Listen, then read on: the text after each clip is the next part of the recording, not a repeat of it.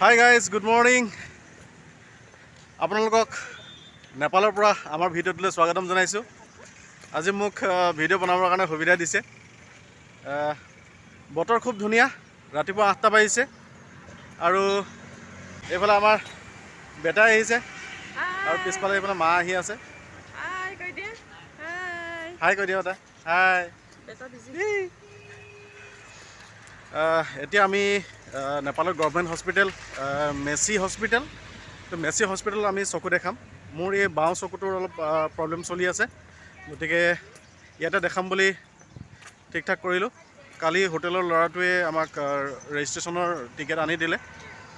মানুহ আজি ভিৰ হৈছে, মই আপোনালোকক গোটেই হস্পিটেলৰ গোটেই পৰিৱেশটো দেখাম। বহুতে কয় মেচি হস্পিটেলখন খুবেই ভাল, ইয়াত অলপ ফেচিলিটি বেছি আছে বুলি কৈছে। মেচিনৰ যিটো ট্ৰিটমেণ্ট, তো মেচিন ট্ৰিটমেণ্টবিলাক অলপ বেছিকৈ আছে বুলি কৈছে। আৰু ইয়াত বহুত কেইখন প্ৰাইভেট হস্পিটেল আছে, তো প্ৰাইভেট হস্পিটেলবিলাকৰ ইমান বেছি ডিফাৰেঞ্চ নাই পইচাৰ ক্ষেত্ৰত। যিটো এণ্ট্ৰি ফি হয়, এণ্ট্ৰি ফিটো আপোনাৰ ডক্টৰ ফিজটো আপোনাৰ 130 হয় বেলেগত, আৰু গভৰ্ণমেণ্টখনত আপোনাৰ 100 টকা লয় ইণ্ডিয়ান কাৰেঞ্চিত। গতিকে আমি আপোনালোকক হস্পিটেলৰ গোটেই পৰিৱেশটো আপোনালোকক দেখাই থাকিম। আজি বতৰটো খুব ধুনীয়া, ৰ'দ দিছে। টেম্পাৰেচাৰ আমাৰ অসমৰ লগত ইমান বেছি ডিফাৰেঞ্চ নাই, প্ৰায় একেই পাইছোঁ। আমি আহি হস্পিটেল পাইছোঁহি। এইখন হস্পিটেলৰ গেট।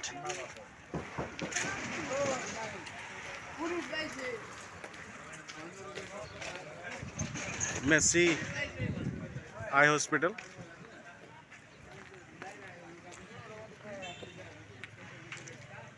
খুব সুন্দৰ এটা পৰিৱেশ, গছ গছনি লগাই থৈছে।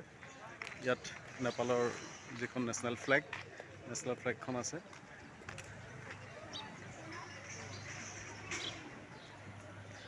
প্ৰাইভেট হস্পিটেলতকৈ ইয়াত মানুহ বেছি হয়, আৰু হস্পিটেলখন বেলেগ হস্পিটেলত প্ৰাইভেট হস্পিটেলতকৈ যথেষ্টখিনি ডাঙৰ। এয়া হস্পিটেলৰ সন্মুখত লাইন লাগি গৈছে মানুহৰ। মানুহ হৈছে অলপ আজি।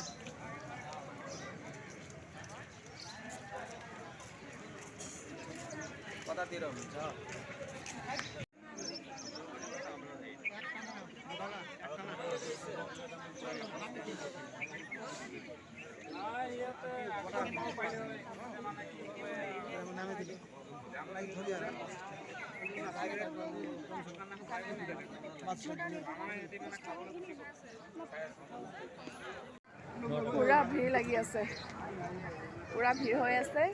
আমি এতিয়া লাইনত আছোঁ। লাইন দেখিছেনে? এইফালে লাইন আছে, এইফালে লাইন আছে, আমাৰ পিছতো লাইন আছে, আৰু এইফালে কিমান ভিৰ, পুৰা ভিৰ দেখিছে। মানুহ পুৰা বেছিকৈ ইণ্ডিয়া আৰু বাংলাদেশৰ পৰা মানুহ আহিছে, বেছিভাগ মানুহ। পুৰা ভিৰ। এটা দেখালোঁ, দেখাই কিনে আৰু এতিয়া কাউণ্টাৰত আমাক পঠাইছে, সেইটো কাউণ্টাৰ কাৰণে ৰখি আছোঁ। ইয়াতো মানুহ বহুত ভিৰ হৈ আছে, আপোনালোকে দেখিছেনে? পুৰা মানুহ ভিৰ। আমি এতিয়া লাইন পাতি আছোঁ, চাওঁ কিমান টাইম লাগে। এইটো কাউণ্টাৰত দেখুৱাৰ পিছত বা ক'ত দেখাব নিয়ে।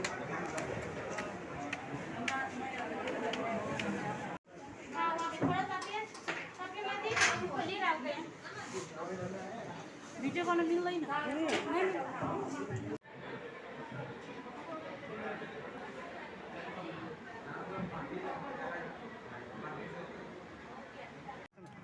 টেষ্ট কৰিলোঁ, চকু দেখালোঁ, আৰু এতিয়া দেখাই মেলি এতিয়া হোটেল আহি আছোঁ। 2টা বজাত মাতিছে, কিবা চকুটো মোক কিবা ৱাশ্ব কৰি দিব। চকুটো মোৰ অলপমান ড্ৰাই হৈ আছে, আৰু চকুৰ ভিতৰত কিবা ধূলি চুলি সোমাই আছে বুলি কৈছে। কিন্তু ইয়াৰ চাৰ্জটো বেছি লোৱা নাই। চকুটো মোক ৱাশ্ব কৰি দিয়া নামত লৈছে 50 ৰুপিজ। এতিয়া হোটেলৰ পৰা আহি আকৌ চকুটো ৱাশ্ব কৰি ল'ম। এতিয়া বুবুকো কিবা ড্ৰপাৰ এটা দিছে, কি দিছে জানো বুবু, কৈ দিয়াচোন তুমি। বেলেগ একো নাই, আই ড্ৰপ দিছে, কিবা বস্তু এটা দিছে। তাৰপিছতে ডক্টৰে কৈ পঠাইছে যে এইটো ভালকৈ আপুনি চাব নোৱাৰিব। মই মানে বাহিৰ ওলাই মানে ৰ'দত মই চাবই পৰা নাই, একেবাৰে চকুটো মেলিব নোৱাৰোঁ। মানে একদম মানে কেনেকুৱা লাগিছে মই নিজে ক'ব পৰা নাই। মই চকুটো মেলিব পৰা নাই, ৰ'দ চাব পৰা নাই। কৈছে ডক্টৰে আকৌ 2টা বজাত মাতিছে, আগতে এটা টেষ্ট কৰিব। একচুৱেলি মোৰ এই বাওঁ চকুটোত এটা কলা ফুট নিচিনা বহি আছিলে, তিলৰ নিচিনাকৈ। গতিকে চাওঁ পৰীক্ষা কৰি কি ওলায়।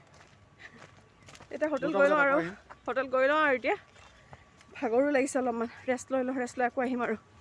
এতিয়া পুনৰ 2টা বজাৰ পিছত আকৌ ডক্টৰক দেখাই আহিছোঁ।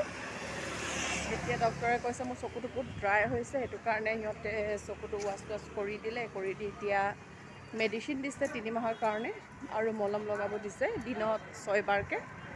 এতিয়া চাওঁ মেডিচিনখিনি যদি লগাই ভাল পাওঁ তেনেহ'লে আহিব নালাগে, আৰু যদি ভাল নাপাওঁ তেনেহ'লে আকৌ আহিব লাগিব আমি 3 মাহৰ পিছত আকৌ চেকআপৰ কাৰণে।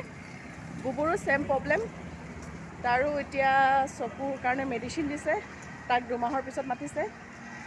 এতিয়া 2 মাহৰ পিছত আকৌ সি যদি ভাল নাপায় আহিব লাগিব আৰু। এতিয়া কেতিয়া আহিব পাৰোঁ সেইটো আমি চাই লওঁ। আমি এতিয়া হোটেলত গৈ আছোঁ। এতিয়া এইটো ৰাস্তাটো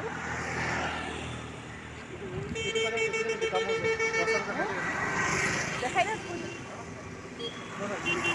এইফালে ন, এইটোফালে ক'ত যায় বিতামূৰ? এইফালে বিতামূৰ পৰা এইফালে এইটো ৰাস্তা বিতামূৰ যায়, তো বিতামূৰৰ পৰা এইফালে ডাইৰেক্ট শিলিগুৰি হৈ পিনে আমাৰ সোমাই যাব পাৰে আৰু আমাৰ ইণ্ডিয়াত যাব পাৰে। এইফালে দাৰ্জিলিঙো যাব পাৰে বিতামূৰ হৈ কিনে শিলিগুৰি ন। বিতামূৰ পৰা শিলিগুৰি যাব, অঁ, শিলিগুৰিৰ পৰা এইফালে দাৰ্জিলিং যায়, ক'ত যায় যাব আৰু এই ৰাস্তাত কোনফালে যায়? এইটো ৰাস্তা এইফালেদি এইটো ক'ত যায় নাজানো আৰু। আমি যোনটো ৰাস্তা আহিছোঁ সেইটো ৰাস্তাহে জানো, আগত কোনটো ক'লে যায় সেইটো নাজানো। এতিয়া আমি হোটেললৈ গৈ আছোঁ। এইবোৰ চব হোটেলে হয়, এইফালে চব হোটেল আছে, চব হোটেল। এতিয়া যাওঁ আৰু লাষ্ট আৰু বুবু আৰু মাৰ চশমা বনাব আছে, ফ্ৰেম 2টা ল'ব আছে আৰু এটা লেন্স লগাব আছে। লেন্স চশমা লগোৱাৰ পিছত আজি আমাৰ কাম খতম। কালি যদি সময় পাওঁ তেনেহ'লে দাৰ্জিলিং যাম বুলি ভাবিছোঁ, কি হয়। আপোনালোকক দাৰ্জিলিং ট্ৰিপটো আপোনালোকক দেখাম, সেইটো চাই বেছি ভাল লাগিব। আচলতে দাৰ্জিলিঙৰ আমাৰ কোনো প্লান নাছিলে তেনেকুৱা ধৰণৰ, কিন্তু সময় আমাৰ হাতত আছে। মানে আমাৰ ৰিটাৰ্ণ আছে 3 তাৰিখে, ত' মাজত এতিয়া 2 দিন সময় আছে। কিন্তু দাৰ্জিলিঙৰ কাৰণে আমাৰ বিশেষ একো ব্যৱস্থা কৰা নাই। মনতে ভাবি আছোঁ কি হয় চাওঁ। আজি ৰাতি ডিচিশ্যন ল'ম, তো ৰাতি ডিচিশ্যন হোৱাৰ পিছত যদি যাবলগীয়া হয় তেতিয়া যাম আৰু। তেতিয়া কালি ৰাতিপুৱা ইয়াৰ পৰা ওলাই দিম আৰু 6টা বজাত ওলাই গ'লে আমি ধুনীয়াকৈ দাৰ্জিলিং পাই যাম আৰু অলপ সোনকালে। আজি ওলাই নিদিওঁ আৰু শিলিগুৰিলৈ। মোৰ চশমা বনোৱা হৈ গৈছে। চশমা বনোৱা দোকানখন হৈছে এইটো আমাৰ অসমৰ নামত আছে, আছাম অপটিকেলছ। আপোনালোকে আহিলে মানে ইয়াতে আপোনালোকে চশমা বনাব পাৰিব। দৃষ্টি যিখন প্ৰাইভেট চকুৰ হস্পিটেল আছে তাৰ কাষতে আছে। দোকানখন এইখন হয়।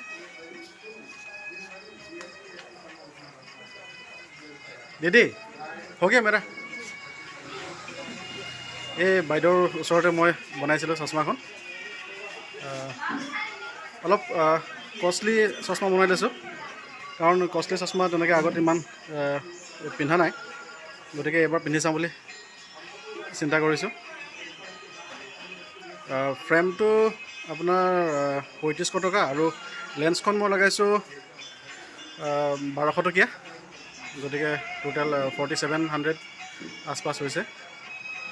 দিদিয়ে মোক 10% ডিছকাউণ্ট এটা দিছে, তো ডিছকাউণ্ট লগাই আমাৰ 4700 পৰা 10% ডিছকাউণ্ট কৰিছে দিদিয়ে। নতুন চশমা, তো আগৰখনতকৈ অলপ বেছি ডিফাৰেঞ্চ নাই। আগৰখন প্ৰায় 3000 ওচৰা-ওচৰি আছিলে, এইখন কৰিছে আপোনাৰ 4700 টকা। গতিকে ভাল লাগিছে বুলি ভাবিছোঁ। আপোনালোকেও কমেণ্ট কৰিব কেনেকুৱা লাগিছে। খুব সুন্দৰকৈ এই দিদিয়ে মোক বনাই দিছে। ভাবিছোঁ পিন্ধি অলপ আৰাম পাম আগতকৈ। গাইজ, আমি এতিয়া হোটেলৰ ৰুম পালোহি। দিনটো অলপ দৌৰি ফুৰা, গতিকে অলপ ভাগৰ লাগিছে। কিবা এটা খাই পিনে আমি অলপ ৰেষ্ট ল'ম এতিয়া। আজিৰ দিনটো ভালে কুশলে গ'ল, ডক্টৰৰ ওচৰত দেখালোঁ, আৰু আমি আকৌ পুনৰ অন্য এটা ভিডিঅ' লৈ আপোনালোকৰ ওচৰলৈ পুনৰ আহিম। সেই ভিডিঅ'টোত আমি আপোনালোকক জনাম নেপালত আহিলে কিমান টকা খৰচা হয় আৰু হোটেলৰ দাম কিমান, অহা যোৱা খৰচা, A to Z আপোনালোকক সকলোখিনি তথ্য আমি দিম, চেষ্টা কৰিম।